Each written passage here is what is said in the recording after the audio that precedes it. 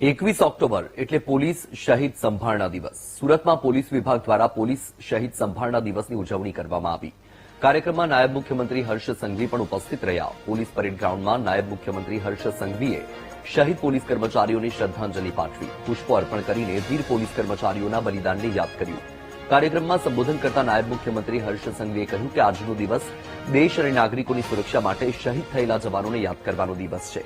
આ વર્ષે સમગ્ર દેશના અલગ અલગ રાજ્યોમાંથી 191 પોલીસ અધિકારીઓ અને પોલીસકર્મીઓએ ફરજ દરમિયાન બલિદાન આપ્યું છે, જેમાંથી ગુજરાત પોલીસના 3 જાબાઝ પોલીસકર્મીઓનો પણ સમાવેશ છે। આપણે સૌ વીર શહીદો પોલીસકર્મીઓને યાદ કરીને નમન કરીએ અને તેમના પરિવારને સલામ કરીએ। રાષ્ટ્ર અને આપણું રાજ્ય આ વીર શહીદોનું હંમેશા ઋણી રહેશે। દેશની સુરક્ષા, શાંતિ અને કાયદા માટે પોતાને શહાદત અને પ્રાણ ન્યોછાવર કરનાર વીર શહીદોને યાદ કરવાનો દિવસ છે। આ વર્ષે દેશના અલગ અલગ રાજ્યોમાં